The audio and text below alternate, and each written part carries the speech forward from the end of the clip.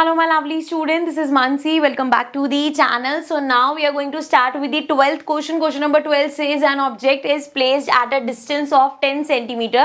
So object का distance हमें given है 10 centimeter from a convex mirror. So convex mirror का केस है, ठीक है. ये मिरर और लेंस में ध्यान रखना, बिकॉज मिरर फॉर्मूला और लेंस फॉर्मूला में फर्क है, मैग्निफिकेशन के फॉर्मूले में फर्क है. सो ये ध्यान रखना क्वेश्चन में क्या गिवन है. कन्वेक्स मिरर गिवन है, फोकल लेंथ गिवन है 15 सेंटीमीटर, मतलब एफ हमें गिवन है 15 centimetre. Okay, find the position and nature of the image. तो यहाँ रे डायग्राम कुछ नहीं बनाना, पोजीशन निकालनी है और नेचर निकालना है. सो हमें वी निकालना है, बेसिकली वो निकालेंगे. उससे पहले देखो ये क्या है, हमारा हमें गिवन है एक कन्वेक्स मिरर. कन्वेक्स मिरर क्या करता है, लाइट को डाइवर्ज करता है. मतलब जब हम यहाँ पे इस तरीके से रे भेजते हैं तो वो रिफ्लेक्ट बैक इधर को होती है और इधर जाके कहीं वो फोकस से पास होती है. तो इसका फोकस और फोकल लेंथ क्या हो गया, पॉजिटिव साइड हो गया. तो एफ हम पॉजिटिव लेंगे, लेकिन यू जो होता है, ऑब्जेक्ट हमेशा हम लेफ्ट पे रखते हैं, तो यू हमेशा हमारा नेगेटिव होता है. तो -10 हो गया, ठीक है. अब स्टार्ट करते हैं. मिरर फॉर्मूला है, मिरर फॉर्मूला में 1/f इक्वल होता है 1/u प्लस 1/v के. सो 1/f देखो 15 है, 1/u देखो -10 है, प्लस 1/v हमें निकालना है. इसको इधर भेज देते हैं, ये हो गया 1/15 प्लस 1/10 इक्वल्स टू 1/v. इस पूरे को देखेंगे, 15 और 10 हमारा हो गया 150 इंटू 10. सो ये आ गया 10 प्लस ये आ गया 15 इक्वल्स टू 1/v.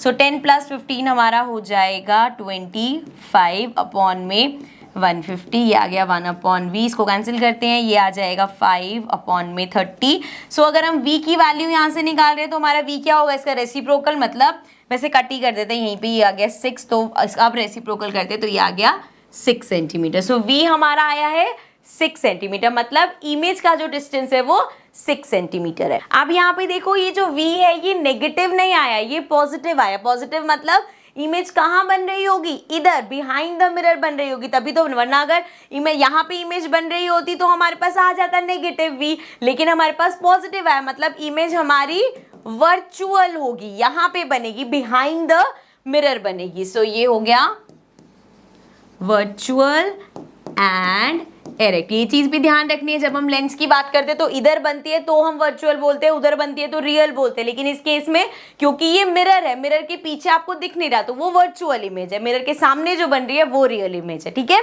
लेंस में लाइट आर पार होती है, जो सामने बनेगी वो हमारी रियल होती है, जो लेंस की इस तरफ बन रही है वो वर्चुअल होती है, ठीक है. ये चीजें सारी मैंने नोट्स में बहुत अच्छे से समझाई हैं, बट यहाँ पे भी मैं क्वेश्चन में साथ साथ समझाते हुए चल रही हूँ. सो नेचर हमें पता चल गया, वर्चुअल एंड एरेक्ट होगा. और हमें क्या बताना है, पोजीशन हमने बता दी, नेचर बता दी. ऑल्सो हम यहाँ पे मैग्निफिकेशन की हेल्प से साइज भी बता सकते हैं. देखो m हमारे पास क्या होता है मिरर के केस में, -v/u. सो v क्या है, 6 आया है हमारे पास, तो ये हो गया माइनस. तो वैसे ये 6 अपॉन में u कितना है, -10.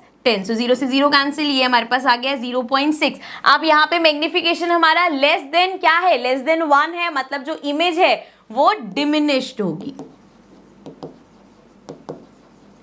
ठीक है. समझ में आ गया. सो वर्चुअल एंड एरेक्ट और साथ में डिमिनिश. तो ये था क्वेश्चन नंबर 12. इसी के साथ क्वेश्चन नंबर 13 भी ले लेते हैं. The magnification produced by a plane mirror is +1. What does this mean. So अगर किसी का मैग्निफिकेशन m इक्वल्स टू 1 आया, सो हमने पता है मैग्निफिकेशन का फॉर्मूला क्या देखा था हमने, हाइट ऑफ इमेज अपॉन में हाइट ऑफ ऑब्जेक्ट. सो अगर ये 1 है that means height of image जो है वो इक्वल है हाइट ऑफ ऑब्जेक्ट के, मतलब सेम साइज की इमेज और ऑब्जेक्ट है. So magnification equals to +1, size of image upon size of object equals to 1 आया है. साइज ऑफ इमेज इक्वल होगी साइज ऑफ ऑब्जेक्ट के, जो मैंने अभी आपको यहाँ पे समझाया है.